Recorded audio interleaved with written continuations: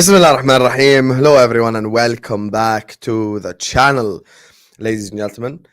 Another day, another double stream day. I don't even remember the last time I did one day without two streams at this point. It's just become a continuous thing. Obviously, more consistency for the people, more love being shown by the people. So I appreciate you guys.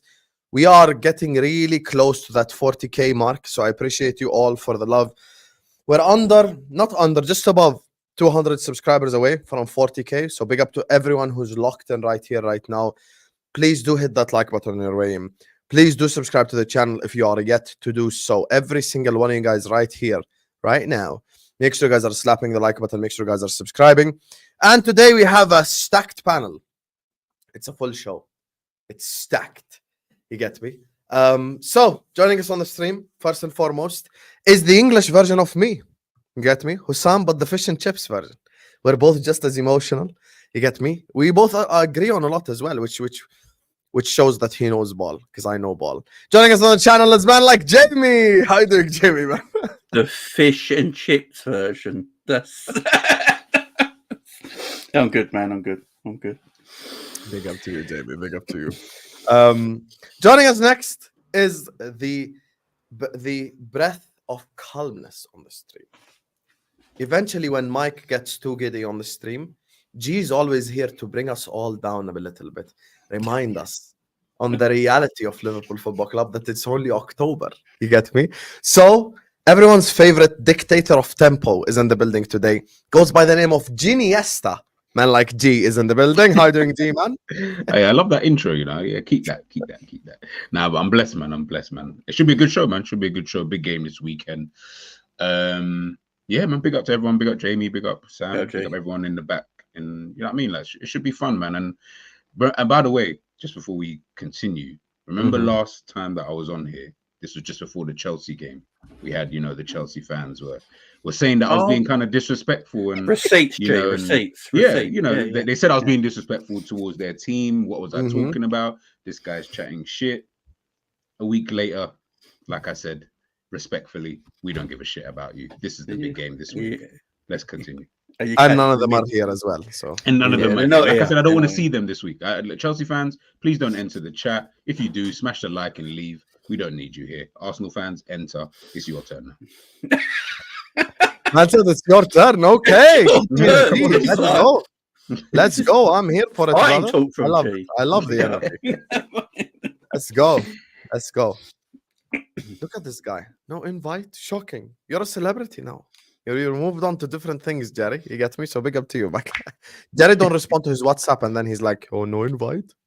You're a fraud. I'm a message you next Hollywood. week. This is what happens when you're Hollywood.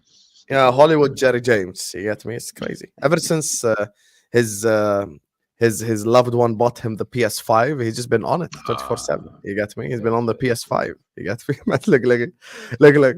Bun Jamie, and Bun Don himself. Big up to you, Jerry. Big up. Oh my days. Dear. Joining us next as well. He first thought I was an Arsenal fan because I think Arsenal are really good. But now, 3 weeks into these things, he realizes how much I love my club. Shout out Deji. 6 Champions Leagues behind him to remind people of the heritage of Liverpool Football Club. Man like Kmack is in the building. How you doing, Kmack, man? I'm great. I'm not sure how to follow that, G, to be honest. Yeah, it's just you can't. G's energy has been on it this season. I love it. Come on, man. Liverpool doing well. You know what I mean? Can't complain. Tell you what, 200 subs. Hit those subs. Come on, hit those subs tonight, guys. Arsenal are gonna score 3. Who's gonna score 3? We'll get there when we get there. 3 set pieces. Anyway, joining us next on the channel, the biggest Darwin Núñez sexual in the world. You know. By far, biggest Darwin Núñez sexual in the world. He celebrated Darwin Núñez's goal against Leipzig like it was his own, like it wasn't going in anyway from Mo. You get me? Because he's fraudulent. He was in my chat directly talk about Núñez now. Yes, 3 goals in 23 games. Yay. What a striker. Joining us on the channel, everyone's favorite fraud. Virgil van Dijk from Wish is in the building. Man like Endz. How you doing, Endz, man? I was gonna be nice, but I'm not gonna be nice now. Listen, respect Darwin Núñez, innit? Without him, as G would say, we would not have won the game. Like, that's all I'm gonna say. Hey, don't bring me into your battle, bro. Don't bring me into your battle. Nah. Did G actually say that? Did you say that, G? I never said that, but Nah, he says that about Mo, innit? Anytime I have Yes, vamos. without Mo, Tell him. I'm just saying, bro, That's my the guy we should all be backing. My guy scored. Hey, listen, match winner, bro. Yeah. Mo Salah, 3 the points. assist for Without Curtis him, Jones. you wouldn't have had the 3 points. Yeah, assist for Curtis Jones and assist for Darwin Núñez. Let's go. Mo Salah, my Egyptian king. I'm Big just up to you, here Ed. to check though, man, because I know you men are gonna say some crazy shit tonight. So Big up, big up. I love this Big show, up. to be honest. And finally, we have to introduce, everyone in order of the most humble all the way up to the least humble person on the stream. He's in LA now, you get me? So he's been clouded by the Los Angeles, you get me? Clouds of thoughts, He's been different. LA Mike. Everyone loves LA Mike, to be honest with you. But I miss New York Mike, because New York Mike is, like gritty, hardworking, determination, different type of Mike. New Mike, LA Mike, is like a posh Mike. He's like a posh Mike. Like, I'm expecting him to have a cup of tea next to him, or like a caramel frappuccino or something like that. It just represents LA so well. But joking aside, of course, we all love him, and he's in the big leagues now. He's in the big leagues. He was on the top 6 early on. Very happy when I saw him over there. Man, like Mike Das is in the building. How doing, Mike, man? I don't know why you continuously throw shade on Los Angeles. I'm the same sack of flesh as I was in New York as I am now in LA. But big up to everybody. It's good to be here. Chop up Liverpool versus Arsenal. And yeah, let's just get into it. To be fair, it is the same sack of flesh, but we're talking about things outside flesh. You keep going back to this like all of a sudden. I haven't really changed, and there's no one. You I'm have. not posh. Don't call me posh. I ain't You have posh. changed. So who do you want me to call right now? Someone that me and you both know. That I'll ask him. Has Mike changed since he moved to LA? Who do you think is a fair person? These Shall I opinions call don't Chelsea matter to me. Marshall right now and ask him? My opinion of myself is what matters the most. I don't think I'm changed. Let's go. Big up, man. Big up, Mike. Obviously, me and him were just messing around before anyone takes it personal in the chat. We all love Mike on the stream. Big up to everyone in the chat. There's already 200 people in here. We ain't even started the stream yet, even at this time on a Friday night. So I appreciate and love every single person who's locked in. So please slap up the like button right here, right now, and subscribe to the channel if you're ready to do so. Also, Jamie Phillips's channel is in the description. G's channel is in the description. Endz Man TV channel in the description. Mike Das as well, and Kmack. All the channels are in the description, so please do give them a subscription. So before we actually get into Arsenal, we have to recall what happened this week. Obviously, Liverpool this week, win against Chelsea, win against Leipzig. And I'll start with you, Jamie, before we open the floor up. So talk to me, brother. What have you made of both games this week? 2 big tests that Liverpool came through pretty much. Everyone said that we ain't played anyone yet, so we played Chelsea. I thought we showed our quality in times in the Chelsea game. Chelsea are a good side, They're not a terrible team. They're a good side in good form like us. And I think what we showed in that game is that we got different ways of playing now. We let Chelsea have the ball. We sat back a little bit more. We counter-attacked. We didn't press them that much high up the pitch because, we were worried about their attack as well. So, conserving energy. And then got our win, rightly so. I mean, Salah should have 2 penalties. I don't know what the linesman and the VAR in this country is doing, but absolute joke. But yeah, it was a good victory against a good team. And then obviously the Leipzig game. Look, they're doing well in Germany. People might not know it, but they're actually doing well in Germany. I think is it their best ever start or something like that? Yeah, I think I read. Yeah. So yeah, they're doing well in Germany, and Liverpool for that game, I thought had about 80%, really about 80% control of that game. Yeah, Leipzig had chances. Obviously, they had offside goals because Pena, he's born offside. Absolutely terrible player. And Liverpool did what they had to do. Again, Darwin Núñez should have had one of the most blatant penalties I've ever seen. Liverpool scored that. It's 2-0. Thank you for mentioning that, Jamie, because many people don't say that. That was a blatant penalty as well. Oh, Thank you. Blatant. Blatant.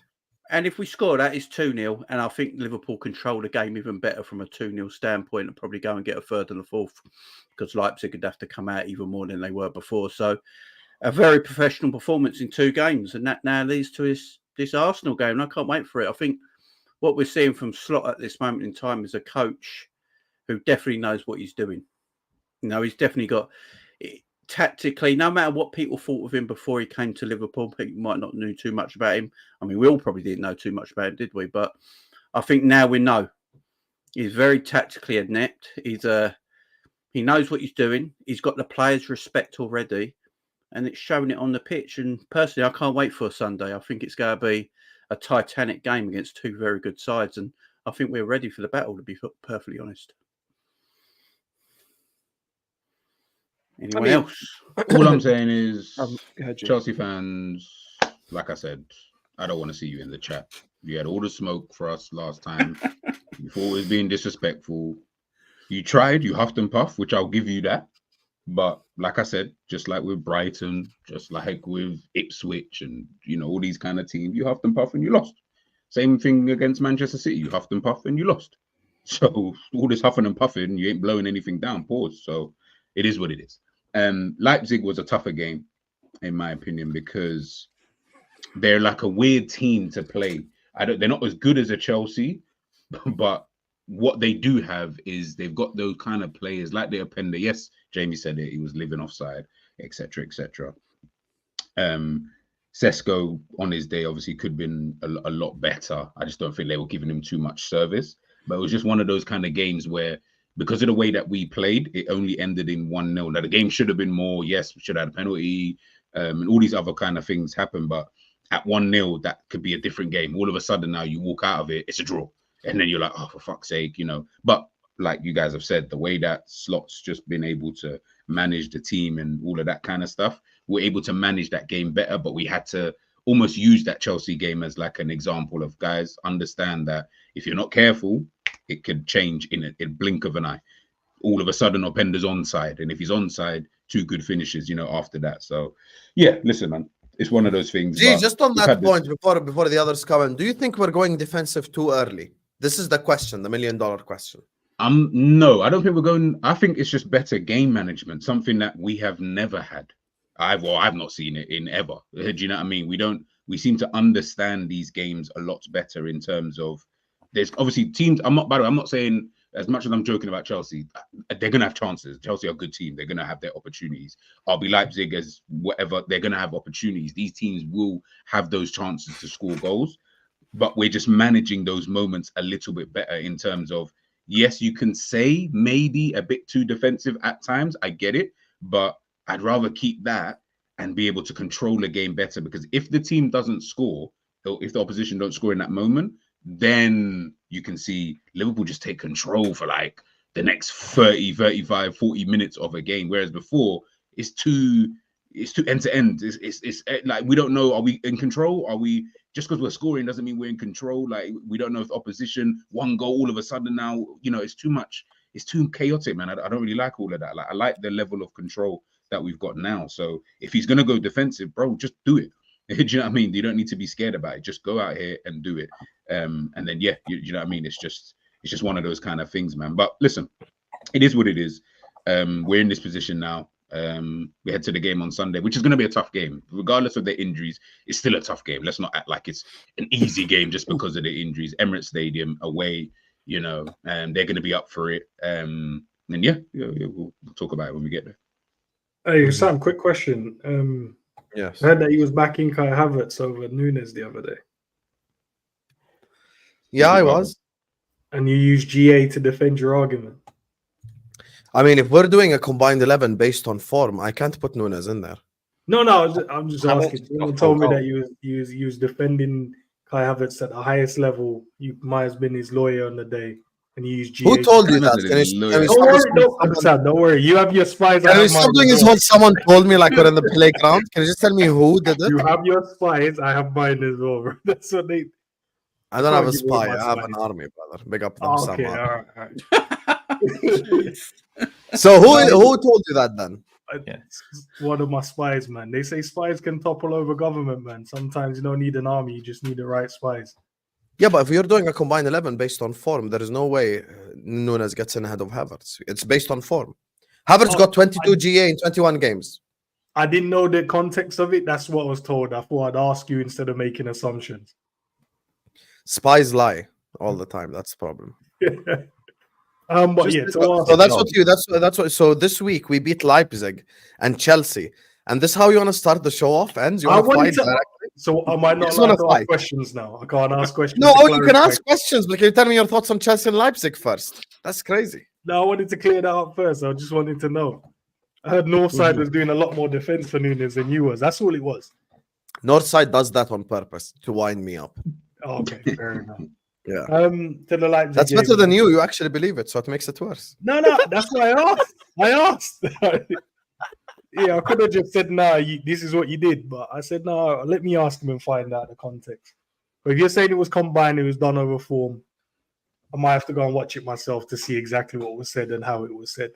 But to the Leipzig game, man, I felt it was just a calm game, man. Like what Jamie said, you know, Openda, he lived offside. I know a lot of people kind of got mad during the game because they kept getting in, but offside is offside for me, man. I don't care if you're making all these runs and looking dangerous. If you can't keep yourself on side, who cares? Do you know what I mean? 1-0, Darwin Nunes. Obviously, if he doesn't play, we don't win. Simple as.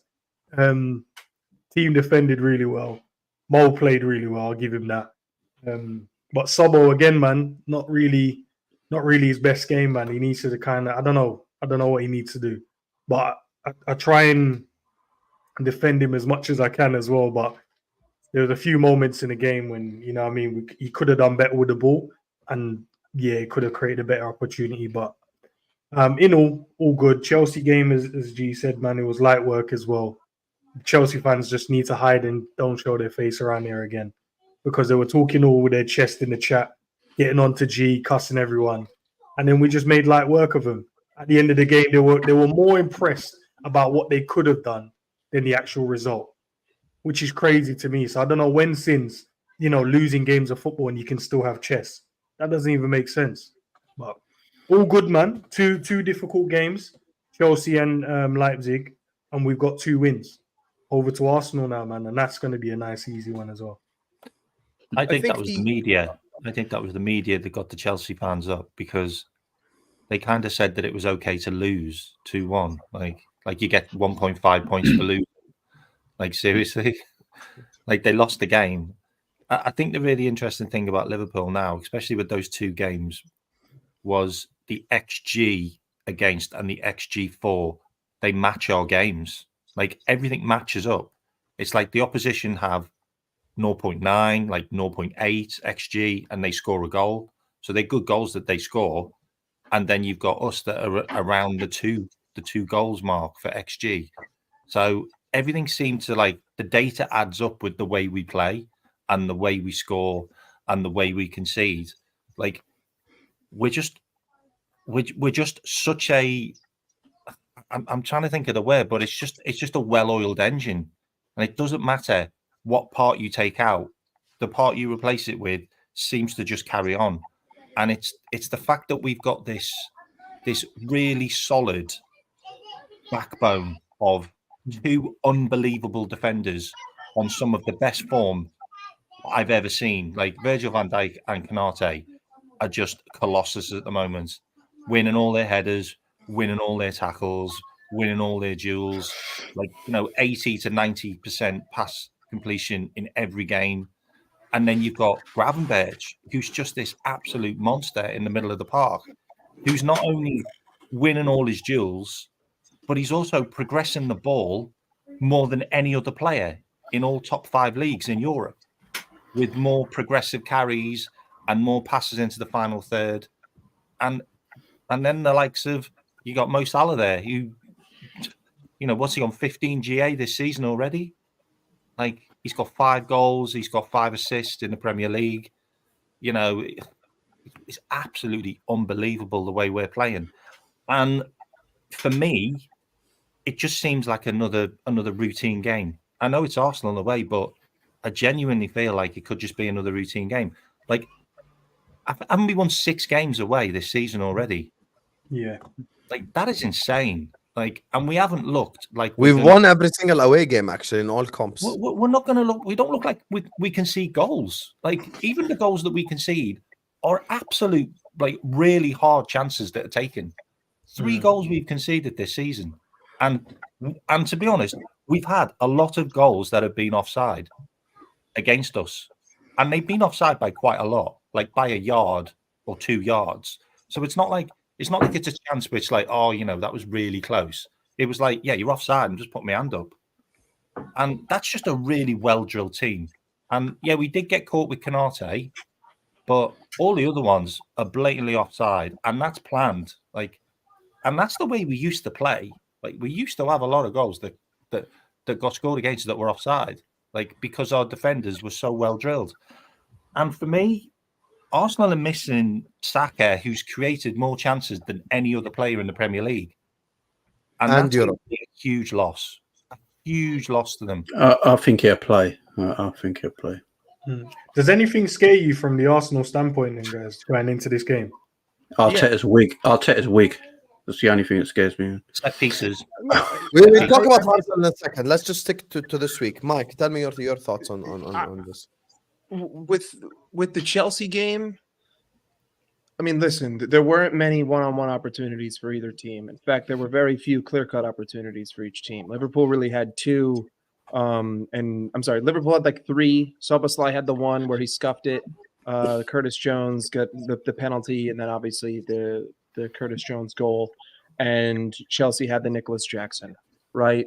When it comes to the Chelsea game, I think that even when they were attacking us, we were just positionally, we were defensively solid. So even if they looked threatening, it was very quickly dealt with, right? Because the player was either pressured or he was forced to work backwards. So even if they got into dangerous positions, we had all of our players there to deal with it. So, you know, I don't think that control is the best word to describe the Chelsea game. I think it's just defensive solitude, right? Like, we were able to prevent them from doing anything when they got into dangerous positions, but they were still getting into dangerous positions. So that's going to happen. Leipzig, I mean, on another day, we could have scored 3 goals in the first half. You had Darwin Núñez have a header point blank saved, and you had Virgil van Dijk have a header saved. On another day, those could have gone in, and this game is done and dusted in the very first half. Then obviously in the second half, you had Cody Gakpo with the super close shot that gets deflected with essentially just parrying the foot out, hoping that it hits it, and it does. But that's not going to happen every game. And when it comes to the chances that we conceded against Leipzig, you know, I think Kelleher made 2 good saves. One of them was off of a deflection, which, you know what, like, these things happen. It's a crowded shot. He gets it on, it deflects. It looks like it's going in, but I trust Kelleher. He takes care of it with ease. And then the other one was Sesko's shot from the left side. Kelleher was really good both games. I'm glad you pointed that out. Yeah, but the thing is that I expect Kelleher to make those saves. If it's a crowded shot full of traffic, like, if you beat everybody with the great shot, I'm gonna hold my hands up, whatever. Like, wait, I had 3 guys in front of you, and you were able to slot it into the corner. That's great. But the thing that I'm seeing from this team is that we're not conceding clear-cut opportunities, barely ever. I mean, I know Nicholas Jackson had the one-on-one, but Robertson was right there. And, you know, it's a fantastic near-post finish. That's not easy, right? I haven't seen us consistently or even at all give up easy opportunities to opposition that are onside. Like Endz said, if it's offside, I don't care about any of the buildup of play. I don't care if you slice through us like a hot knife through butter. If you're offside, it all means nothing. It doesn't matter. The play resets. You feel frustrated. I will have the advantage. But overall, I mean, listen, when you take 2 straight wins, I can't be unhappy. We're top of the table for the Champions League, only separated by, I believe, 1 goal in goal difference. We're top of the table in the Premier League. We've only conceded 3 goals in the Premier League, and one of them we scored on ourselves. I'm sorry, I think maybe 4 now after the Nicholas Jackson goal, or maybe it's 3. I don't know. Doesn't matter. It's very few. And I like what I'm seeing. But the one thing that I'm upset about is the 10. Like Endz said, like everyone else said, the issue with me is that, well, number one, I can't really say much because we're winning. So until we start losing, I'm just going to have to hold it. But the problem that I see with this team is that we force ourselves to the wing so often because Szoboszlai's never centrally positioned, right? Like, he's all over the place, and he's never clearly the outlet for the wing into the center. I feel like we're missing a field general in that position. I mean, I think that Curtis Jones did an excellent job against Chelsea, and I think that his performance against Chelsea warrants him to start over Soboslai in that 10, put McAllister and Gravenberch and Curtis Jones ahead of them. But and other people will disagree with that, but the creativity for me in that position is more important than the defensive prowess. And then my philosophy is different than Slots, but we're winning, so I can't go too deep. My philosophy. Easy there, Mike. Easy there, Mike. Yeah, we're winning. We're winning. We're My winning. So philosophy. what am I going to do? I will say with Szoboszlai, do you know what's weird? I think all us fans have criticised Szoboszlai this season. Do you know the one person don't, and that's the manager? He's arguably one of the first players on the team sheet. Szoboszlai plays. But he has criticised Soboslai publicly in terms of GA, though.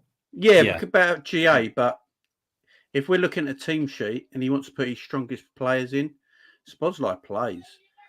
This Sunday, when it's against Arsenal, I'm playing Soboslai 100%. Let me just grab the super chat before I just say one thing. Big up to Road King TV. Make sure guys go subscribe to his channel as well. New YouTuber starting out fresh. You get me, Chelsea fan. Don Husam, y'all are definitely dropping points at Arsenal. I can't guarantee that. And I'm definitely beating Newcastle. Big ups to everyone on the show. Make sure guys go subscribe to him. Thank you for the big up as well.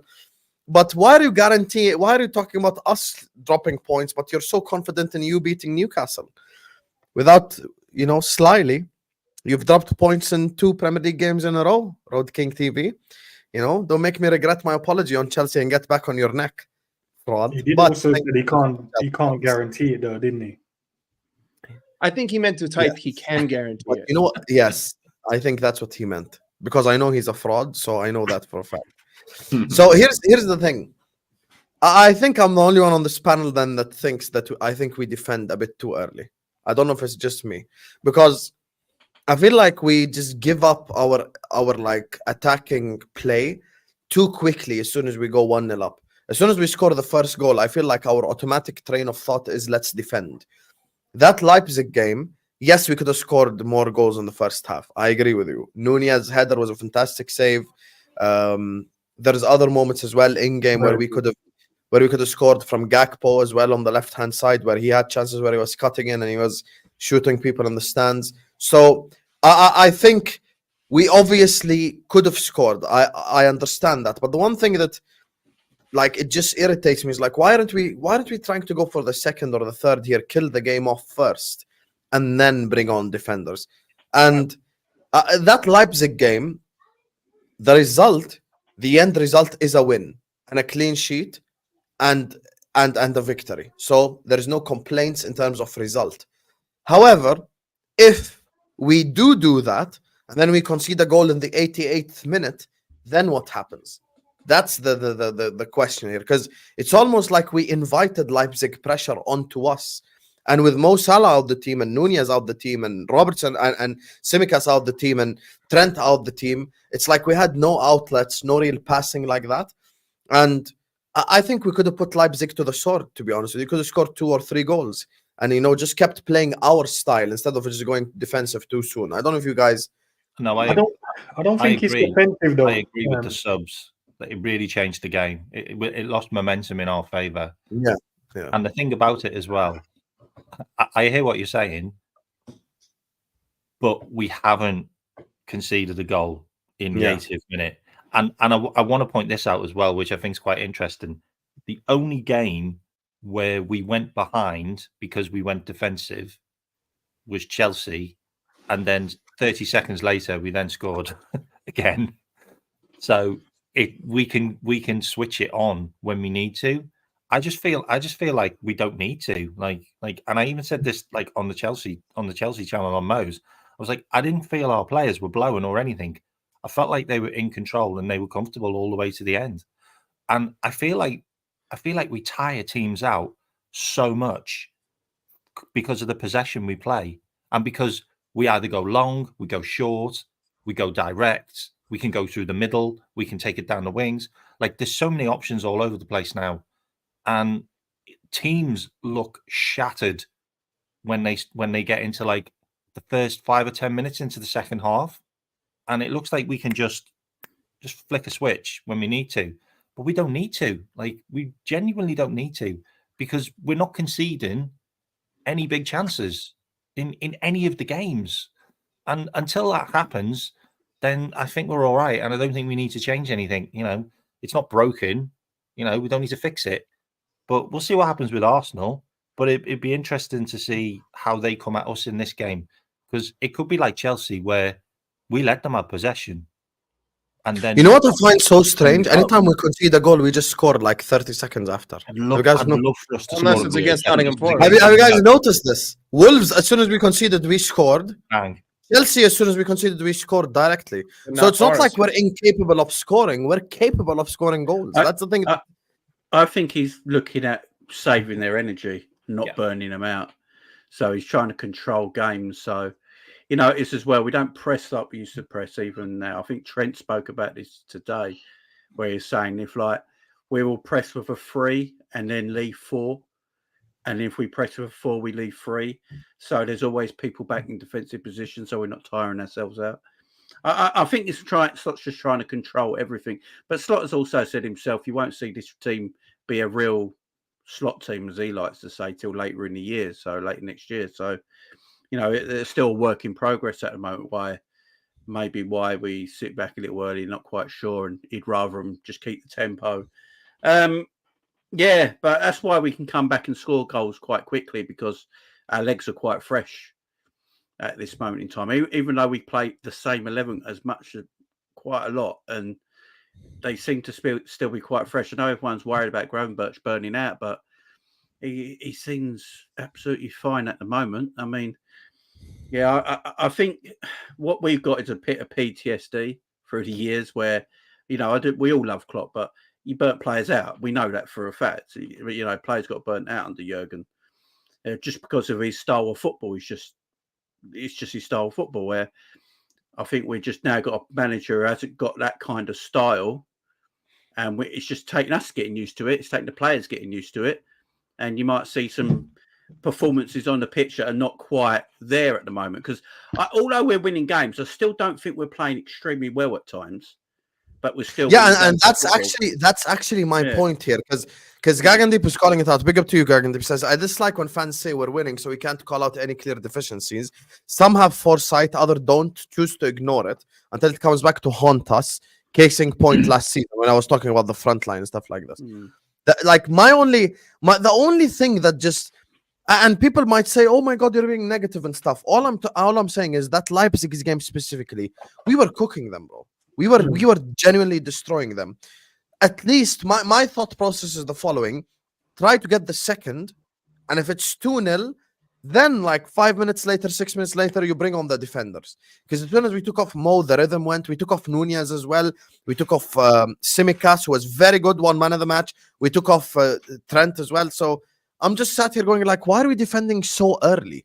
Like it's only one game that we've done that in, though. And like, it's important to look at Leipzig with a microcosm, right? Because you have Arsenal at the weekend, which it ultimately is a more important game, and you're up 1-0. So what Arnie probably thought is that I back my defense more than the need to get a second goal. I'm going to make a pragmatic decision and pull off the players who I need to be 110% on Sunday and back myself to prevent them from scoring a goal. And it worked out. If Arnie were in a position where the game was going back and forth before that, and he was like, okay, I really think that we need another goal, I think that he would have made the decision to either keep Mo on or maybe take Mo off, but leave Darwin on. But then again, we don't have Jota, right? So he would have been a little bit more aggressive. But because of the fact that I think that he backed us to see that game through, that's why we made those decisions. Ultimately, if you just look at this team, the majority of the chances that we have conceded, bar the Chelsea game, have come when we're up by 2 goals. So if you're going to have a problem with our defense, I would say point out the fact that when we're up by more than 1, we start to fall asleep a little bit and begin to concede chances and make stupid mistakes in our own half. But with this particular instance in Leipzig, I think that he made the right decision. I don't think that it will be a consistent decision. And but can I ask you a genuine question, Mike? At the end, when Leipzig were pushing through, if they scored the equalizer, then what would we have done? Because that's Gagandeep's essentially his point. Like he's saying, what if? All right, fine. Okay, so hypothetically, let's say Leipzig scored and we drew, but we took off those players and we go to Arsenal and we win away. What's more important to you, beating Arsenal away or potentially drawing to Leipzig? in the Grand scheme of Champions League things, of in- course, in- of course, beating Arsenal is more important. So again, we're talking about the third game, in which case we would have been on 7 points, which still would have put us in the top 8, right? But now we have 9 points, so we're number 2, and regardless, you still would have been well in the range of moving on to at least the round of 32 or whatever it's going to be. The thing is, right? as long as it works, no one will complain, and I understand because it's working. My only thing is like, shit, if we go all out, like, okay, we're talking about Arsenal this Sunday, right? Imagine we're 1-0 up away at the Emirates, and 75th minute, Slot brings on 3 defenders and a DM, as an example. Like, you get what I'm saying? Like, Endo and Gomez and whoever comes on. Like, and then we end up losing that game 1-1, drawing that game 1-1. That's when everyone would go like, we went defensive too early. Because the rhythm was just gone in the Leipzig game. And he'll learn from that, Husam. He'll learn from that. This is what's so good about this head coach. He learns from his mistakes. Like, you just look at the Forest game. The Forest game, he made mistakes by playing too many players that had just come back from international duty, and he thought they could get through the game. So he learned from that mistake, and he changed that for Chelsea, which was after the international tournament. And we looked comfortable, and we beat Chelsea. And then you got the game away against Leipzig. Like, Leipzig are on an unbelievable run. Like, they're scoring goals for fun, and they're second in the league. That's a really hard game. And, there's an element of Jurgen Klopp's involved in that, and all the hype and all the stuff that's been talked about in the pre-match to that. And we just went there and really just took care of it professionally. Like, that's the other kind of games that would have been quite wild, and it would have been like a Dortmund away. It was like 4-3 or something daft like that. But that was just a real comfortable professional job. And you also have to look at the fact that we have big chances in games, even though we're not attacking the whole game. Like, Gapco had a big chance. Nunes had a big chance. Kanate had a chance. Virgil van Dijk had a chance. Salah had a chance. Like, there was players that had chances in that game, even though we were winning, and the opposition were throwing the kitchen sink at us, because they needed to win that game because they haven't got any points. And I think they're like 17th or something. So they're having a terrible Champions League. So they had to throw everything at us. And we just came away and it was comfortable. Okay. I do want to move on. He needs a massive shout out. Keller needs some flowers. He's been unbelievable since he's come back. Who? Keller. Oh yeah, he's been unbelievable. Absolutely. Kelleher. Kelleher's. I honestly believe that Kelleher's the 4th best goalkeeper in the league. Damn, 4th? Yeah, I don't know many better than Kelleher in the league as a goalkeeper. Alisson? Yeah, Alisson's better. Ederson, Martinez, and David Raya. They're the 4 better goalkeepers. Ray ain't better than Killer. So under that, oh my days! Come on, not better than Killer. So under that, is there? And if you're watching Arsenal, you know that Raya has actually been saving them. We have to give him praise. So all the strikers been shit with their finishing, bro. If I look at that, and he's our number 2, so I think that's how good Keller here is, and I think that's why none of us actually worry too much if Alisson's injured, because we all know how good Keller is, and neither do the players. Neither do the players. The players are so confident of having Keller there. It's so rare to have a second choice goalkeeper to come in and just like a first choice goalkeeper. Like, it's like, God knows what we're going to do when we got all 3 next season. Why do people say Ortega's better? Because he plays. I do think Ortega's better still. I can't lie to you. Yeah, I do. I haven't seen enough of Ortega. I think we have the second best backup those keeper games last season, didn't he? And basically won them the league. Like, yeah, Ortega literally saved that Son 1-on-1. That alone is like, Keller but anyway, regardless, Keller won us 2 trophies.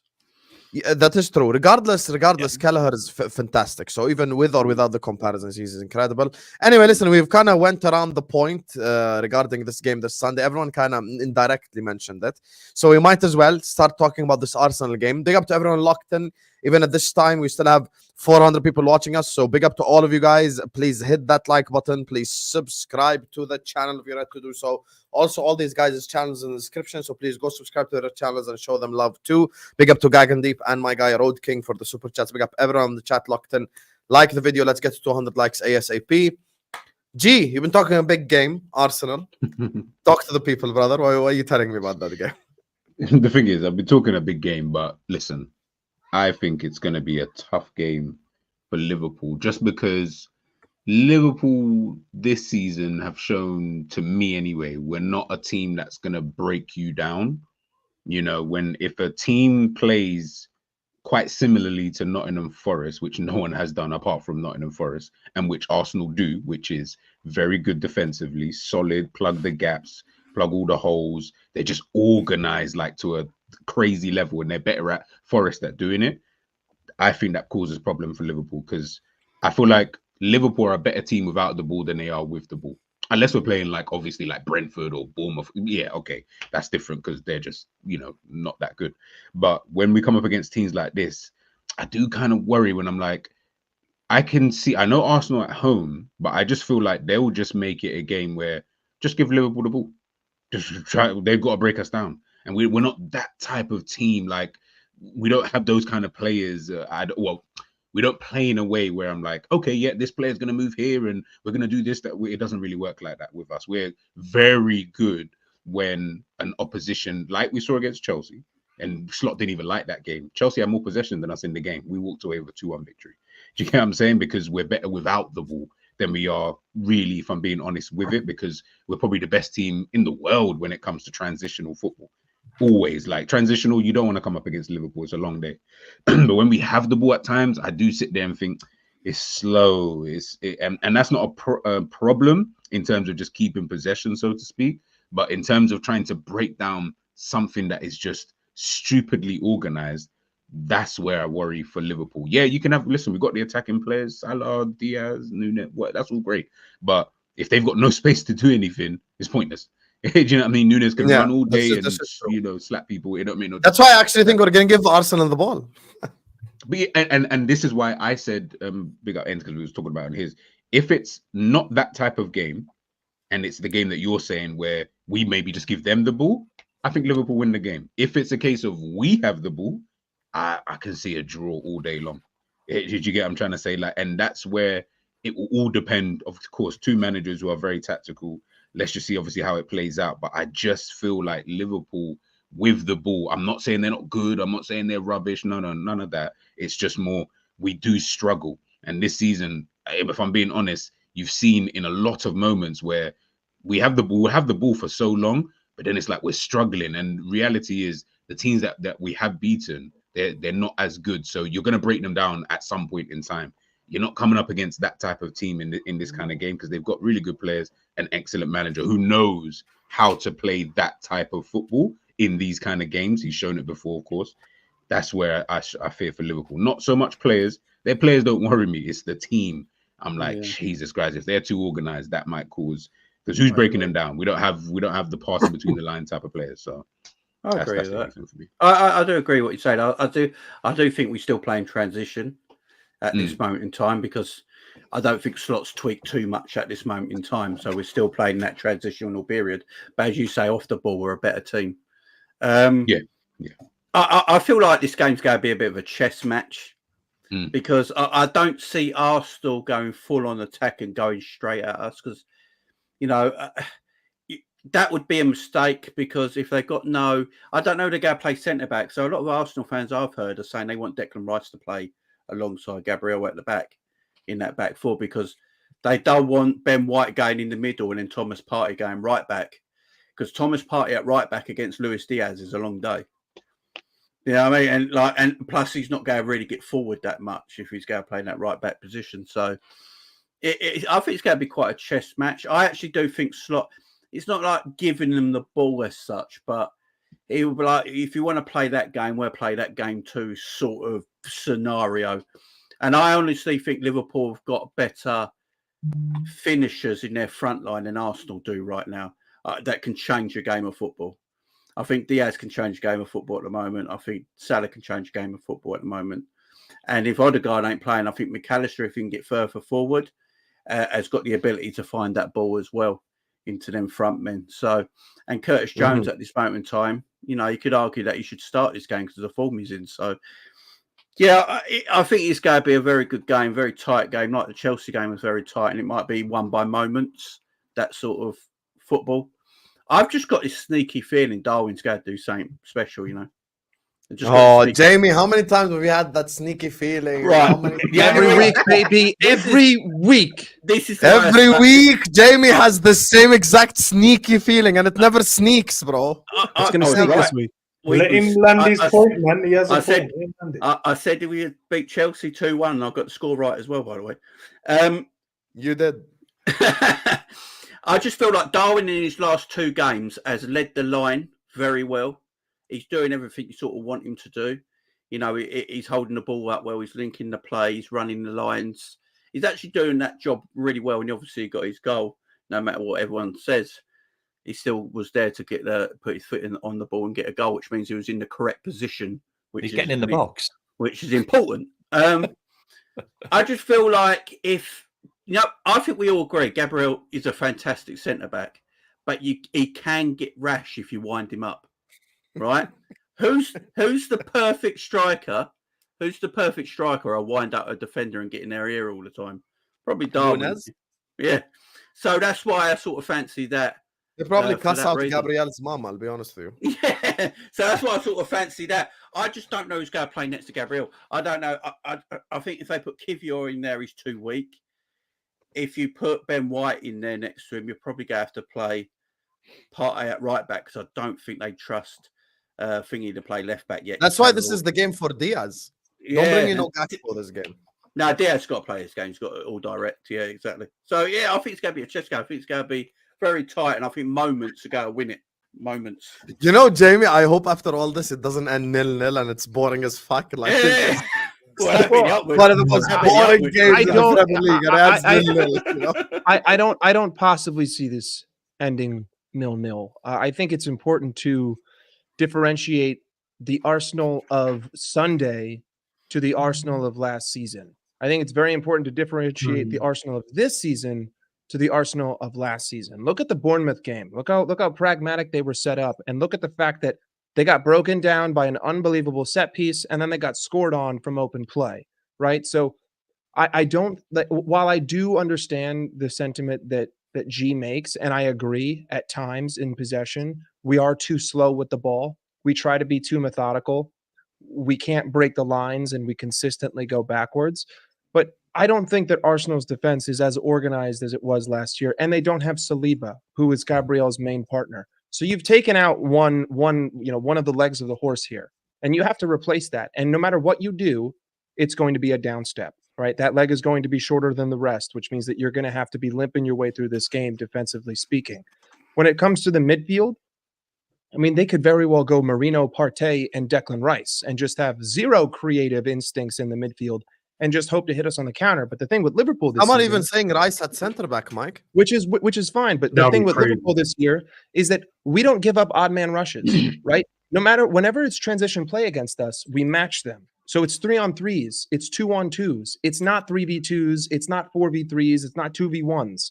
Okay, so now add in the fact that you might not have Saka, and even if you do have Saka, I've seen reports today that he wasn't in training, and neither was Calafiori. So if Saka wasn't in training and he plays this weekend, that means that you're playing a not 100% Bukayo Saka, which ultimately means he was. Well, he trained yesterday, but what they did, because Arteta's played mind games, so Sky Sports cameras were allowed to be there for 10 minutes to film. So while they were there for 10 minutes to film, Timber and they left them in the canteen, and when they went, they told them to come out. Gotcha. Basically, what happened. Which is, you know what, which is fine, because to me, what's going to be most threatening from Bukayo Saka is going to be his set piece delivery. He could provide a moment here or there, but our defense has been super solid, and I'm going to have to trust them going into this game. The big thing for me coming into this is the chess match of being strategic, of when to hold the ball and when to give it up. Because I think that we're going to have to give up the ball in certain periods of this game to hit them on the counter. I think that we need to take advantage of the fact that Saliba's not there. We need to take advantage of the fact that, you might have Partey sitting at right Your back. guy has to take advantage of that. Your guy specifically. Okay, This is the game. You can call him my guy. That's fine. Regardless, That's why you're I next think to that- end. I think that transition is going to be our transition offense is going to be the most important thing. Defensively, I feel good, but ultimately, you don't have Odegaard, right? Which is an absolutely massive loss. And because of the fact that you don't have Odegaard and you don't have Saliba, like I'm viewing this as a must-win game. Like screw a draw, screw 1 point. They don't have two of their key pieces. The key piece that we're missing is Allison. And, fortunate for us, we have Kelleher, who I trust in that goal. And then you don't have Jota. But to be honest with you, in big games over the last 2 seasons, Jota sort of ghosts. I mean, he might show up for a goal, but the overall performance of his game is poor, right? I think it's imperative to get these 3 points. I think that we can get these 3 points. And I think the most pivotal part of it is going to be to score the first goal. If we can score the first goal, I'll be beyond confident that we can see this thing through. But it's not so much their defense that worries me. It's like from our perspective, it's their set pieces that worry me the most. And from our perspective, it's our ability. Would you take to an play- LL, Mike? No, absolutely not. Under no circumstance. not You don't have, Even if Saka and Timber start. you don't have Odegaard and you don't have Saliba. You don't have your and from what I've seen from this team, they don't create much from open play. A lot of their creation comes from set pieces. And ultimately with the way that we're playing and what I believe that we're capable of, we should be able to go there and beat them without those two pivotal players. Yes, they have Gabriel. Yes, they'll have Saka, but that's 2 of 4. And I have my whole spine. I have everyone that I feel like I need to win this game. And I think that it would provide a statement win. It would be 7 points above Arsenal on 9 games. It would just ooze confidence into the side going into that Leverkusen game. And I think that we're capable of doing it. It's going to be a matter of, I don't think that their defensive compactness will be what prevents us from scoring. I think it'll be our frustration and our lack of patience that will end up leading to us not scoring, if that makes sense. I saw like it does irritate me that we talk about Arsenal like they're Real Madrid. I will say that it does irritate me. I was about what to I will talk say. next. I'll bring that back down to earth. What I will say is that I was told in the summer that Arsenal have a world-class squad, so their injuries shouldn't matter. Right at the end of the day, their injuries shouldn't matter. As we're always told as Liverpool fans, stop crying and get on with it. That's what we're always told. Yeah. I just feel like this game is going to be. Arsenal aren't Real Madrid, Jamie, but they're not Southampton. Yeah, but they're a good side, but they're not a world-class side, in my opinion. They're not a world-class side, in my opinion. And it's going to be a hard game because it's at the Emirates. There's no doubt about it. I just feel like we got as much as a chance as any team going. We got a good side, and if we play correctly, we can get points. There's no doubt about it. I also think Arteta's got the most pressure on his head of any manager in the Premier League this season as well. And I think this is a more pressure game for Arsenal than it is for Liverpool. So Liverpool might be more relaxed for that reason. This reminds me of last season, though. That's why I'm worried because we went to Arsenal when they just drew just lost to Fulham and West Ham as well. Arnie Slot wasn't there, baby. Stop it, Mike. Stop. Is that the one? Is that no, the Husam, we played. You weren't complaining about Klopp then when we were top of the league. No, but Husam, yes, we played completely different when Klopp was there. We went gung ho. We was like, I did set up exactly the same way. Will not lie. Klopp ain't gonna do that. You already know this, bro. He's gonna set up tactically for this game. I promise you, he's not gonna be going gung ho. No. Yeah, but why are we acting like Arsenal is just a regular side? Why are we acting like we're going away to a random Premier League? No, they're a very good side. But that's the way you should. But Sam, when you have good players, Top that's the way you need to treat the other teams, bro. We can't just be treating like they're Real Madrid. They're not Real Madrid. I'm not asking you to treat them like Real Madrid. I'm asking you to not treat them like Leicester. That's it. I'm looking at their form, Husam. I'm not the kind of person that's going to sit here and put legacy. Their form. If they win this game, they're 1 point behind us. Not 15. They're not 15 points behind, by the way. Okay, but we're at the stage of the season where performances matter, right? Like ultimately, that performance against Shakhtar, beyond poor. Ultimately, that performance against Bournemouth, beyond poor. Were they good against City? Did they rise to the occasion? Yes, against City they were good. But ultimately, Ultimately, a lapse of That's concentration Mike. a lapse of concentration at the end of the game led to a goal. Also, it was a Calafiori wonder strike and an unbelievable set piece. Yeah. So it's not like That's they it. were bullying him off the park. On another day, that Calafiori shot, which honestly I think was a cross, goes wide of the post, and all of a sudden it's 2-1 to City. Like we can't approach this like, you know, Arsenal were just dominating Manchester City, because they weren't. And also, City are not the same team as they were last season. It's just that simple. So, like, based on the current form of the last few weeks, this team is not nearly as strong as it was last season when we played them away. And you're missing Odegaard and Saliba, and we have everybody that we possibly need, and we're on high form. If and they I play trust against us like they Klopp's did the second half tactical. against Shakhtar, you're 100% correct. That second half against Shakhtar, they're dreadful. So if they play that way against us, I'm with you. The only problem is Arsenal rise to the occasion. They do. So it's not like every time they. By the way, they didn't lose a single Big Six game last season. That's for good reason. They do perform in the big game. So But records it's- are meant to be broken. I'm with you 100%. And if there is any time to break the record, it's a team without Odegaard, without Saliba at the minimum, possibly without Saka as well, and possibly without Timber. I'm 100% with you. By the way, if it's Salah against Zinchenko, get the grill out. It's gonna be barbecue. So Husam, quick question then. Like Arsenal, bro, they're at home, right? Regardless of injuries, regardless of whatever.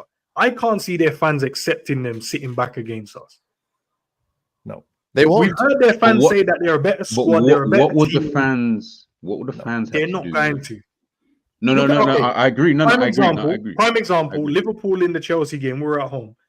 We won the game, but there was some section saying, I didn't like the way we sat back. I didn't like the way that that is true, yeah. Do you think Arsenal, being the team that needs to be challenging, the one that everyone touted at the start of the season to challenge Man City, and we weren't in the conversation, they're going to accept a team that they didn't think was going to be the title race, we're going to sit back against? No, we're going to sit back. No, I mean, them. I'm talking about them. I'm saying us as them. But they're not going to sit back against No, us. they didn't accept it in the second half versus Shakhtar. They were booing. So imagine they did that from the start against us. But it's always what I'm trying to figure. What's that got to? Why would that what would that have to do with Arteta? Like he wouldn't care. Like if I don't lose, then that's calm. Do you get what I'm trying to? And the Shakhtar game, they won. So Arsenal fans can boo, but guess what? We got 3 points. So you're not booing at the fact that we got 3 points. You're more booing at the fact that, you know what I mean, the style of play. So I think what Husam, just before you go, Kmack, what Husam's saying is right, though. I do feel like I get it, but they're not Real Madrid. But I feel like everyone's talking as if they're like Southampton. I'm like, bro. Thank you. Are we going to act like they didn't just finish ahead of us for the last 2 Southampton seasons? scored again. And that's what I want. And they beat Southampton. Do you know what I'm saying? Like, it's... We're not Southampton either. That's what I want to talk about. Like, look, Arsenal haven't had any adversity against them in a couple of years now. Like, and you're starting to see the wheels come off. Like, the way this game has arrived is the way so many games arrived for us, and we had players injured, and we had players suspended, and we had to go against. And we were like, look, we're a weakened team, and we're going against the big guns. And we always stepped up to the plate. Like, and we've done it so many times. I don't see Arsenal being able to do that because they've never had to do it in the last couple of years. Arteta's had it really easy because he's never had any injuries. He's never had the red cards. He's always got the media on his side. Like, this is him with his back against the wall. And this is him to really step up as a manager because Arne Slot's got nothing to prove here. Like, he really hasn't. He's new. Oh, there's no pressure on Slot. All pressure is on Arteta, 100%. It's all on Arteta. And the fact that they're sat there going, oh, well, we're going to hide Saka and we're going to hide Timber. Stupid, like, man. What do they want to do? Like what if Saka and Timber get re-injured because he's brought them back too early to play this game? Their season's done if Saka's out. Like, seriously. Like, he provides 15 of their big chances this season. Like, he is the guy who gets the ball to them in the attack. And, you know, Havertz doesn't get enough on the ball because Saka's not playing. So he's a massive player to them. But if they bring him back too easy, too early, he could be out for the rest of the season. And they've got to make those decisions. And if they play Declan Rice at the back, bloody hell, we got a field day. Like, seriously, he's not a natural defender. He's not a natural defender. Like, for this game, this really is all on him. And we're just going to turn up and we're just going to see how it goes. Like, we just have to. Like, we don't have to attack them too much. You know, if I'd love it if we got a set piece against them, because that will shut them up. Because they've been so good at set pieces that if we scored a set piece early on, that would really get on their nerves, and I just love that. But I'm not sat there saying that they're crap, but they were in their pomp last season, and we played a lot better than in that game that we lost, and we kind of committed suicide and lost 3-1 with obviously a mess up with Ali and Virgil, which never ever happens, and a red card to Canate.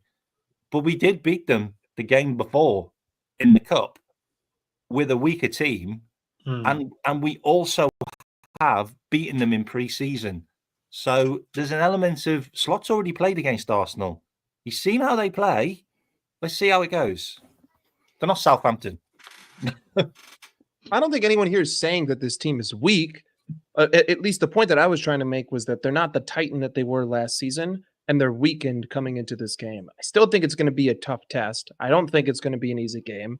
And I don't think it's going to be like a 3-0 or anything like that, unless there's just a cataclysmic, destruction of Arsenal's own making, in which case you can't even predict that. If that happens, that's a hindsight's 2020. I never expected this to happen. You just fell on your face. I think it's going to be more of like a 1-0 if it's going to be a win. Maybe we scrap a second because they open up because they're down 1, or maybe it's a 2-1 thing and someone nicks one at the end. But, I think it's important to state that they're not full strength and they're not even in fantastic form this season so far, especially if you listen to people who are Arsenal content creators. All you hear is bitching over and over and over and over. There's nothing. Yeah, they're exaggerating everything that comes out of their mouth. I know that, but still, it's to iterate the fact that they're not confident. Right now, they have to be confident before this game because they want to talk with chest and they don't want to banter. And also, on the off chance that they win, they want to be able to say that I called this. But unfortunately, it's like Harry Potter's cloak. It doesn't exist. You know what I mean? Like, the fact of the matter is we're in better form and we have more of our first team players. I should feel going into this game as a fan like I have a better chance to win this game. Yeah, I agree with that. Yeah, I agree with that. I agree with that. 1 hour and 6 minutes into the stream, Nunes scored this week and Endz still hasn't worked for him. I think Judgment Day is coming, you guys. Judgment Day is coming. Start praying. Life will be over. I'm not saying nothing about him, bro. You know what I mean? Why? I thought you were going to say he's going to score a hat-trick. Listen, he scored his goal and he's still getting banned, bro. It is what Do you have the same feeling that Jamie has? He's going to bang this Sunday? I'll choose not to speak about Nunes. Darwin double. I'm calling. Why are you acting like you're in court? I'm asking you about the football player. No, because bro, he scored and he's still getting stick. What? He can't win now. There's no point. So me asking you a question is stick. Because bro, you were out here defending Kai Havertz, bro. Not yeah, Havertz is better than Nunes. John, wasn't Nunes' first game against Arsenal a goal and an assist? When did that happen? Oh, his first game against Arsenal. Pretty sure it was a goal assist, when we lost 3-2 and Saka was offside. It was a goal assist he scored against them. So, yeah. Forgot about that. Fucking hell. That was 2 years ago. That was like the third game of the season. Mankini Taylor as the ref, by the way. I thought I'd say that. Was the 2-2 as well? He scored in the 2-2, didn't he, as well? Yeah. I'm looking for Gravenberch in this game. Yeah, I want to. Because for me, Gravenberch is the best DM in the league so far this season, and the stats prove it as well. Lennon, bro. I want to see his real form against a good side in Arsenal, a quality side in Arsenal, and see how he goes. Because I think Gravenberch has got to control the game for me. I think him and McAllister are very important. If they can control the midfield, I think they got more legs in that midfield than if Jorginho and Partey plays in that double pivot. If Declan does play the centre-back role, then I need to see us get on. Don't know about you guys, but I need to see us get hold of the ball a little bit more in midfield if that's the case. And Gravenberch, McAllister. Is McAllister still our most important and best midfielder? Yeah, Yeah, McAllister. I think Graham Birch and McAllister complement each other beautifully. I Yeah. think they complement each other beautifully. But I will say with McAllister, you do see a drop off when he goes off if he's subbed. Because he's our controller. He's the one, he does things quietly. It's not seen. You know, at the moment, Graham Birch takes up your whole screen, don't he? But McAllister does all the stuff behind the scenes that you're not seeing. And when you take him off, that's when you see the drop off. So, yeah, I'd still say McAllister is. But Graham Birch has been excellent this season. Them two together in that double pivot are very pivotal for us going forward for the whole year, probably.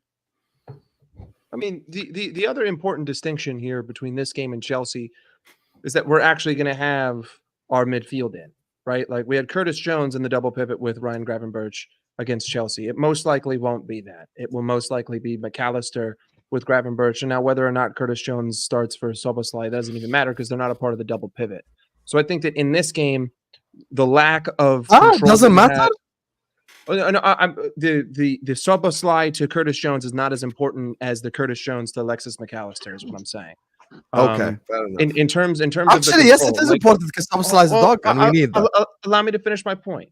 I think that the reason why you could say that we conceded possession to Chelsea throughout periods of that game was because McAllister wasn't there, and Curtis Jones isn't exactly the ball-retaining central midfielder that anyone wants to have in their side. So Slot basically said, give up the ball, give up the possession of the midfield. I trust our defensive structure, allow them to have it. I think it will be different against this Arsenal team, especially if it's Marino, Partey, and Declan Rice versus McAllister, Gravenberch, and Szoboszlai. I think we'll be able to maintain the pace of the game much easier. That's not to say that we'll slice through them, but Arsenal are not exactly going to be passing around us. I don't know. I think the first 10 or 15 minutes, I think Arsenal go put it really on us. And we have to sit strong the first 10 or 15 minutes. Because that's what they do at home against everybody. They really go for you for the first 10 or 15 minutes. So if we can sit strong and get through that and then start playing our game, it's gotta be good. Do you know the craziest thing? If we lose, the people that, looking at these minuscule things about I need to critique something, they're going to use this one game as the reason. See, I told you so. We got frailties in the team. So all the 11 wins out of 12. Sorry, go on. What was you going to say? I'll tell you what. We do have frailties in the team. It's not a lie. What frailties, though? Depth. Well, that's a myth because we've rotated well and won games. What else? Who have we rotated other than Curtis Jones? We've rotated people, bro. You see Name Wataru, Curtis has come in. Elliott's been injured. I think he would have come in. When did Wataru play this season? West Ham. Carabao Cup. We haven't seen Connor Bradley in a while. I'm not going to lie. Injured, that's He's why. injured. He's injured? Okay, there you go. Yeah, you know what I mean? If Arsenal win, it just proves that Arsenal are better than us. That's no. It. I don't yes. think it does. If Arsenal win without Saliba, without Odegaard, by definition, it proves they're better than us. We'll see what happens. Unless like we get a player sent off and blah, blah, blah, that's different. But I'm saying regular 11v11 game, they beat us with 2 players out, they're better than us. We could say we're missing Alisson as our best player. Missing Jota, the best striker.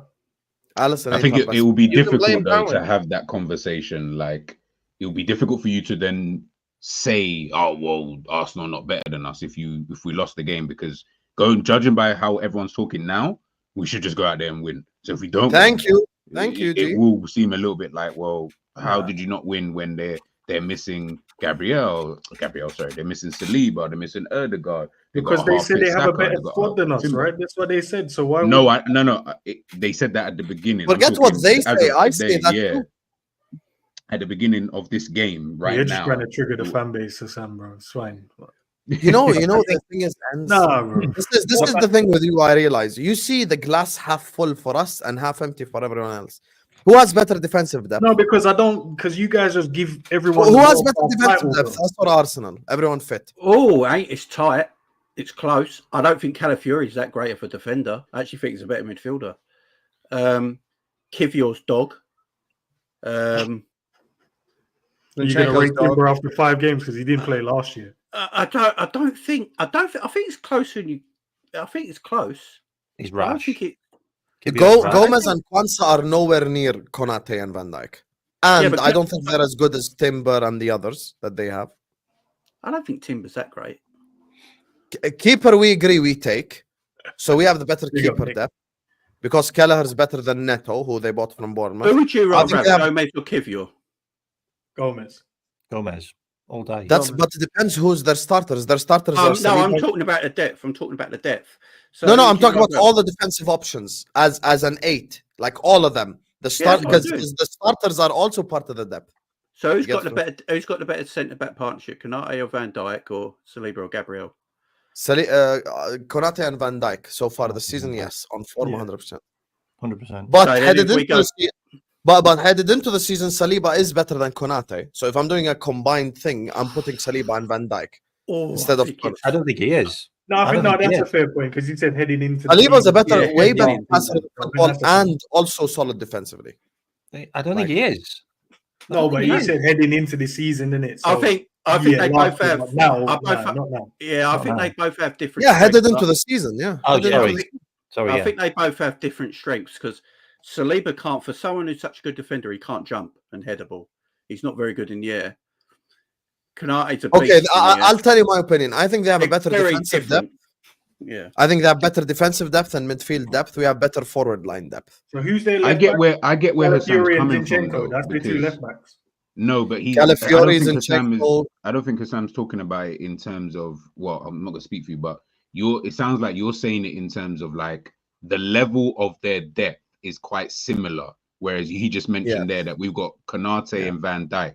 The drop between Konate and Van Dijk to the next centre back is way bigger than it is between Saliba, Gabriel, and whoever they've got. They don't based have on that statement, then are you saying like Kivior is close to Saliba and Gabriel? I'm saying the Kivior's following. not really a centre Would back. I Oh, rather he's a have? centre back. That's where he plays. He is a He centre plays back. left back. He plays left back. Okay, Yeah, okay. he Who's does play Arsenal's centre back. starting back? Who's Arsenal's starting back for? If Saliba and everyone's Gabriel, that's their starting two. okay, Saliba, Gabriel. Who's the starting Ben right White is back? normally the right back, Okay, and who's the left and back? then Calafiori is the left. So Okay, I'm so having- their backup left back is Timber, or backup centre back. So let's put it this way. I'd rather have Or Gomez or Timber. Tomiyasu. So I'd rather have Timber than any of our defensive bench options. He's better than all of our After bench. 5 games, he was injured last year, bro. So No, but what you we know doing? Timber is solid already. We don't need.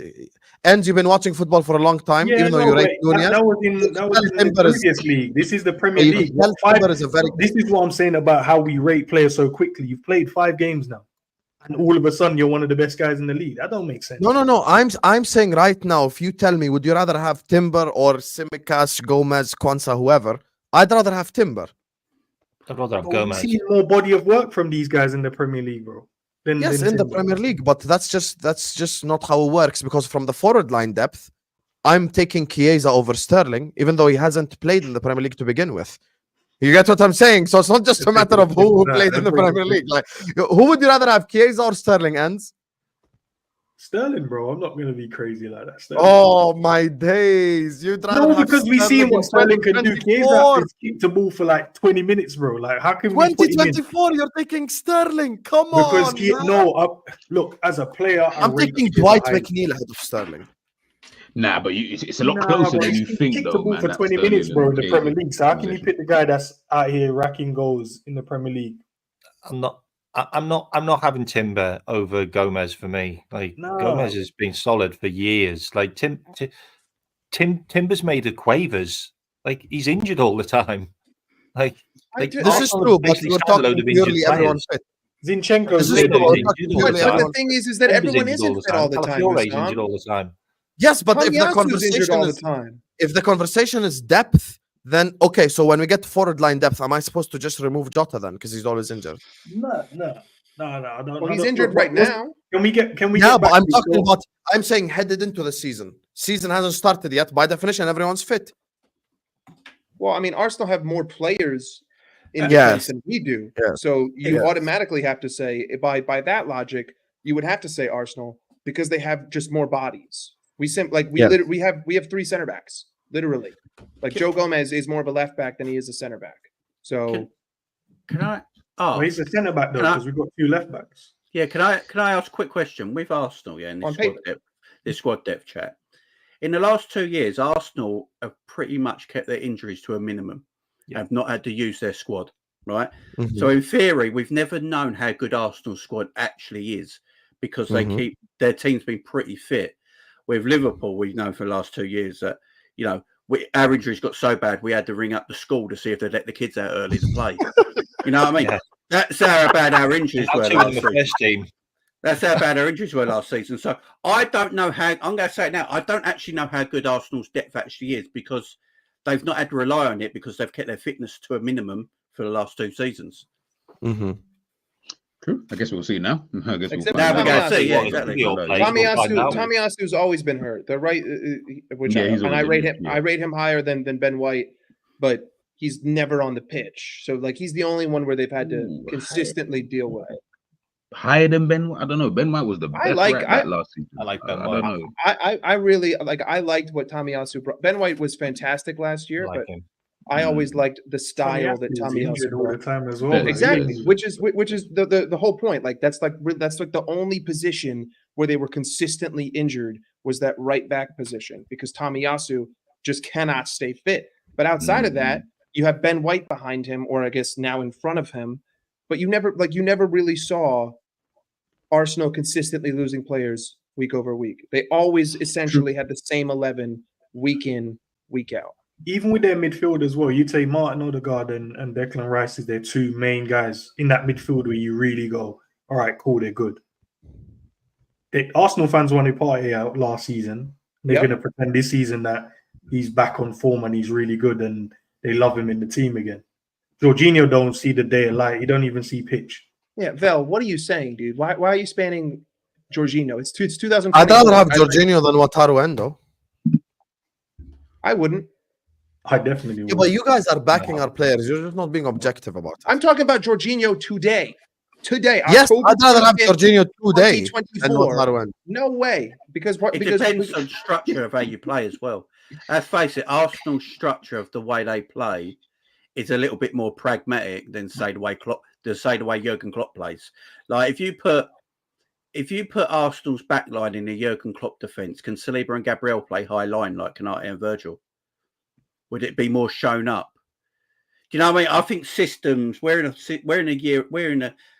think G talks about this all the time. We haven't got that individual like we used to have 20 years ago. It's more of a system game now, ain't it? And Arsenal's system is perfect for the way they want to play and then players in. You know, they're not getting exposed as much because they've got 2 DMs playing. They keep tighter lines. They don't let the opposition get in behind. It's a great system that they got at Arsenal, and that's why they've been very good the last couple of years, especially, and hard to beat. So, and Liverpool's squad is good. It's not the best. Arsenal's squad is good. It's not the best. I think even City have got problems with their squad. They haven't got goal scoring wingers. They rely on one man to get all the goals, or a left back who can score a special goal every now and then. I think all squads in the league have got issues. There's no doubt about it. But can I ask you a question, Jamie? Honestly, Yeah. if we have such a better squad than Arsenal, or we're better, why do you finish below them 2 years in a row? I don't think we've got last year. The last few years, I would say Arteta put in a very good system at Arsenal, brought very good players into the team, and their injuries let them play their first 11 more than Liverpool's first 11 was out on the pitch. Sam, do you think if Klopp could play his first 11 every week, the same as Arsenal did, that Liverpool would finish below Arsenal? To be honest with you, no. But we know that these players are injury prone, though, like a Konate and a That's Jota. what I'm saying. That's what I'm saying. Yeah. Whoa! I think that, This is the first time Konate's played 8 games for Liverpool in a I know, row. it's mad, ain't it? It's mad. Klopp's system was not for the last 2 seasons. Klopp's system was not better than Mikel Arteta's system in the Premier League. Ultimately, that's just the fact. It doesn't matter even if we had the full 11, because we did at the end of the season and we missed chance after chance and we continued to play the same way over and over, and we lost to these teams playing the same way without changing anything week over week. It was we didn't get it this time. Let's try it again, boys. Go get them. Unfortunately, we just drove ourselves into a wall over and over with repetitive nature. Mikel Arteta proved to be a more tactically malleable manager for those last 2 seasons. Only those last 2 seasons. Don't take this as me saying that Mikel Arteta is better than Jurgen Klopp, because everyone loves the manager. Gaslight. Sometimes it can be that simple. Sometimes it can be, because if you do the same thing, Husam, if I miss the same chances week over week and I play the same way week over week, missing the same chances week over week, and I do nothing to change it, and I expect a different result, that is Einstein's definition of insanity. It doesn't matter if I continue to get those chances. I continue to miss them, and I continue to put the same people out there to miss them. Ultimately, yes, you can blame the players for their poor performances. Yes, you can blame the players for missing the goal, but who put them out there over and over to make the same mistake over and over? I'm with me, the buck stops at the top always. Like everyone else, you can make So if mistakes. we you can had make Arne mistakes. Slot the last 2 years, we'd finish above Arsenal. That's not what I'm saying. What I'm we saying don't is that know, Mikel because- Arteta did a better job than Jurgen Klopp over the full season.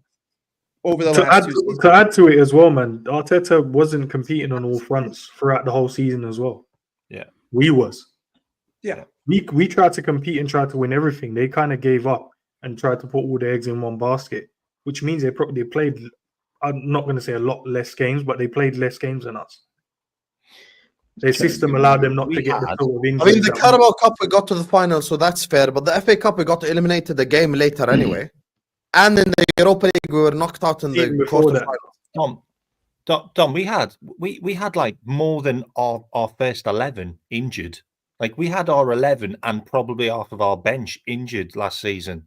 It was an insane amount of injuries. Well, that's when your depth gets tested. The thing about it as well, And we and this stayed is what close I to also the wanted last to 5 touch on. games, wasn't it? We stayed close to everyone until the last 5 games. It's insane, and this is We also stayed what I wanted close to to touch everyone on. where?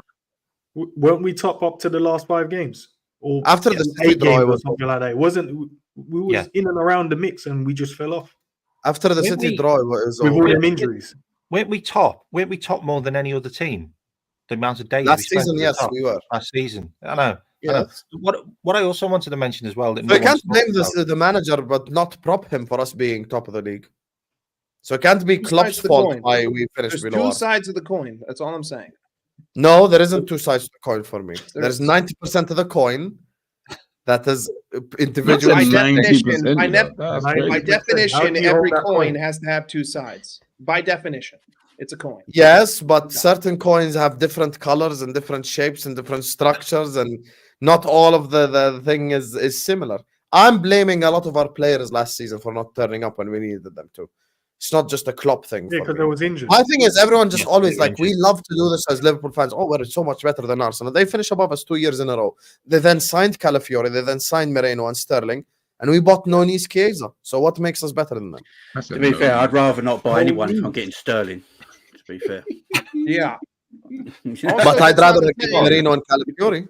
Don, I Don, don't think know of it like this. Calafiori. I don't think he's that good. Think of it like this. Think of it like this. Last season, I like Calafiori.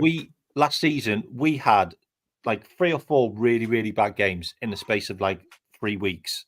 And the main reason why is because we brought our players back too early from injury. It's because If of Darwin Arsenal do the Nunes. same, let's see what happens. knew Let's he'd see say what that. happens. But what I also wanted to touch on was another thing which people aren't talking about. Arsenal have a habit of going into self-destruct mode this season and getting players sent off for stupid things. Like the pressure is really against them. And I wouldn't be surprised if they'd done something daft again against us. I think they're feeling the pressure. I think that Arsenal will feel like they came extremely close to beating Man City last season. They did. They were fantastic all year. They unfortunately just Man City were just an immense side and got over the line. But I think the pressure is probably on Arsenal a little bit. I think, they spent a lot of money. They go again. They've just seen Liverpool have lost, their generational manager and a new guy's come in. As the Sam said, they went and bought a few players, spent quite a bit of money again, building up that squad. Arteta's yet, he won the FA Cup when he first joined under Emery's team, and now this is his team, and they've not won anything yet. So I think the pressure is probably on them this season, and players can start feeling that when pressure comes on. And but they're still an exceptional side. I'm not going to sit here and pretend Arsenal crap. They're still an exceptional side. The title is only going to be one for me between City, Arsenal, and Liverpool. They're the only 3, in my opinion, that can win the league title, win the Premier League this year. So it's going to be a difficult. But I just feel like Arteta has got a lot of pressure on him. I think Pep Guardiola's always got the pressure because he's the top man. But I think Arteta is got the pressure this season in the league. And sometimes, what is it they say? Your team reflects your manager. Arteta's looked a bit moany and a bit depressed this season. He's playing, and his team is playing a bit moany and depressy as well, ain't they? So I don't know. I'd love to be right, and they are feeling it, and they go through and they start going that way. We'd all love that as rivals, of course. But yeah, 100%. this game's going to be hard. It's going to be tight. It's going to be close. As I said, I think Arsenal's best chances of scoring are probably set pieces. Liverpool's best chances of scoring are probably in transition, which makes it for me a very tight, close game. Liverpool's best chance of scoring is if they start Zinchenko. Bring me Zinchenko, please. I'm begging you, Arteta. I won't cook you all season long. Just bring me Zinchenko against Mo so we can have some Ukrainian fried chicken on the spot. We're going to barbecue that shit. We're going to fry that shit. It's going to be unbelievable.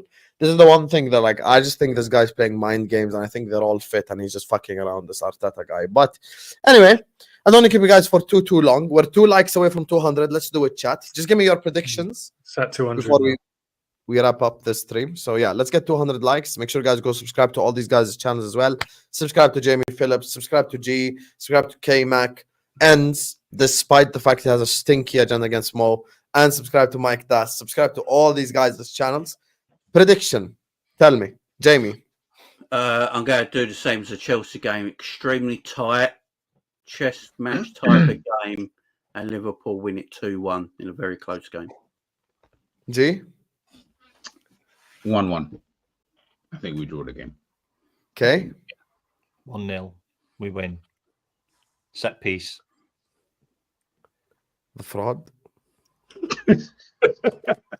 I love you, Endz, man. Big up, man. 2-1 Nunes and Salah, bro. Oh, Nunes goal. Okay. He has the same feeling that Jamie has every week. Fair enough. Mike? Mama ain't raised no bitch. 2-0. Who's going to score? 2-0, baby. I'm going to go with Luis Diaz, and I'm going to say that Gravenberch is going to get his first goal of the Premier League season. I think we all hope Zinchenko's playing low. Yes. Yes. I will. Wait, has Gravenberch actually scored a goal for Liverpool yet? I don't think he has. Last season. He did last season. Yeah. Who did he score against? Fulham. And he scored in Europa League as well. Did he score 2 or 3? I think Let me dream, Lauren. Let me dream, okay? I'm not here to talk sense. I'm here to talk delusion, all right? Let me dream. She's saying that he scored against Fulham. Oh, I remember outside of the box. game. That was the game when Jota came back and then got injured again after the game directly. Yeah, right? yeah. I will. Yeah, big up Jota. Thank you, Diogo. I will say though, I will say that Diaz does need to have a good game. Like, and he needs to start as well. On his heels. Yeah, he needs to start. Big up to my guy. Just the tip. Crazy name. Who says it just? Big up to you for the super chat. I told you have to change your name. Yeah, you're watching us all the way from. I'm telling you, bro, change his name, bro. Like, just change your name, brother, man. Just change. it, you know. Thank you. I appreciate it. Love for the love, but man, that name is wild. You get me. So, listen, my prediction is if Zinchenko starts, we win the game 2-0. If Zinchenko doesn't start and it's Timber and Saka both, then they're probably closer to winning, but I'll give us a 1-1 draw. So I'm going for a draw. And it wouldn't surprise me if the game ends 0-0, by the way, and it's a stinky as fuck game. Like, it's a possibility. I've been telling neutrals all week, if you're going to watch this game as a neutral, make sure you have your coffee ready, double shot espresso, get you something sweet so you can have a little bit of a sugar rush in the 65th minute when everyone's just bored to death. So, yeah. Anyway. I will say quickly, would you, I personally wouldn't, I would take a draw away to the Emirates because we've got Brighton at home in our next league game. 100% draw is a good result for us. I would take a draw because Brighton in our next home game, we should get 3 points against, especially the way Brighton play on the halfway line. So, if we get a draw, if we beat Chelsea, draw to Arsenal and then beat Brighton in our 3 games, I'll take that all day long. That's you easy. cannot buy me for $10, Lauren. You No, say it, man. And Not disappear. buying you, just... It's not gonna happen. I think you got to put some more O's on that, Lauren. Yeah, I'm not gonna sell my soul. Okay. If he scores in the game, will you say it? No. Husam would never say it. Love is something that's built up love don't just happen overnight because of Well, one he goal. played well in the Chelsea game. He scored in the next game. If he scores in this one, I'll surely- apologize. I'll apologize for Darwin if he scores 30 Premier League goals. That's when I'll apologize. Anyway, Wow. big up to all of you guys. Make sure you guys are liking. I'd look Make out for sure you guys Mo though. Like Mo's hunting down more records, isn't he? Like Yes, Mo's hunting another down more assist as records. well. He's got 9 Yeah, goals. there's a against guy Arsenal, by next the to way. you who there's a guy next to you who doesn't think Mo Salah's any good. It's crazy. It's He's got crazy. 9 goals We wouldn't against have Arsenal. won the 2 games that he's gloating about if it wasn't for the Egyptian king, of course. You know, but Fair dues. it is what it is. lies and Regardless. narratives and agendas, man. It's all good. Yeah, narratives. Imagine Nunes attempting that Mo Salah pass to Curtis Jones. He'd tear up his hamstring. You not seen Anyway. the one he did in the Chelsea game? Yeah, he'd tear up his hamstring. Oh. Anyway, big up to all of you guys. See Make them. sure you guys are liking. Make sure you guys are subscribing. And we'll see you tomorrow, inshallah. Come on, Southampton. They're probably going to lose in it, but come on, Okay, get Southampton. smashed. Nah, they're losing. Listen, we can have hope. 1% hope, 99% they're going to get slapped. I Peace think out, Michael people. Oliver is the ref again. I mean, I don't know, but they're all crap anyway, so it doesn't I matter. need to save all my hope for Liverpool. I don't care about Southampton. Or when the Saints, whatever. They're going to get absolutely walloped. Oh, when the Saints go marching in. Let's go. See you guys. See you. Oh, Peace.